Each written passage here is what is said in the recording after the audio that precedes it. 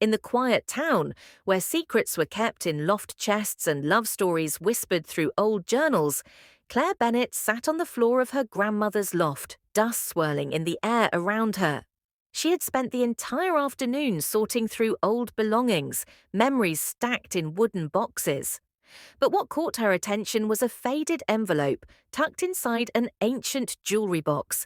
It was addressed in elegant handwriting, "To my forever."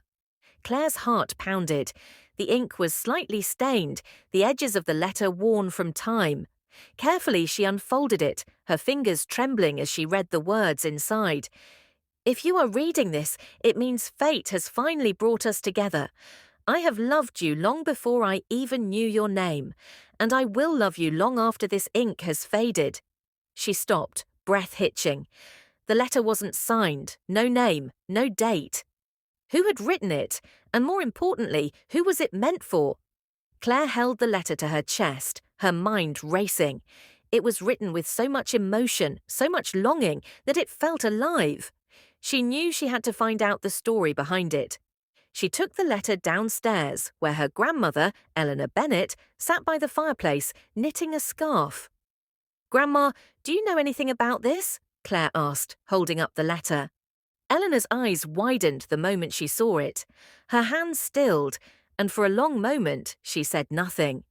Then, with a soft sigh, she gestured for Claire to sit beside her.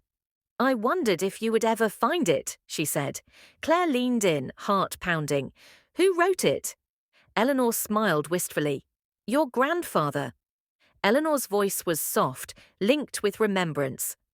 "Many years ago, before I even knew he existed, your grandfather James wrote that letter.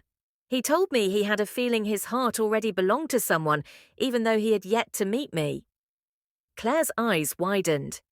"He wrote a love letter to someone he hadn't met yet." Eleanor nodded. "He called it a letter to forever.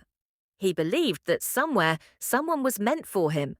So he wrote the letter and kept it, hoping one day he would give it to the right person." Claire's chest tightened. "But you never got it." Eleanor laughed softly. "He meant to give it to me the night he proposed, but he lost it."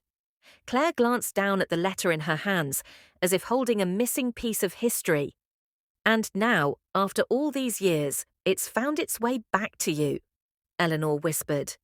Claire spent the rest of the evening listening to Eleanor's stories, how James had been a hopeless romantic, how he had waited for the right moment to share the letter, how their love had stood the test of time despite never reading the words he had written for her.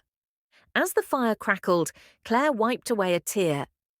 "Do you think he still knew how much you loved him, even without the letter?" she asked. Eleanor smiled, her eyes glittering. "Oh, my dear, love isn't just about words. It's about the way we choose each other day after day."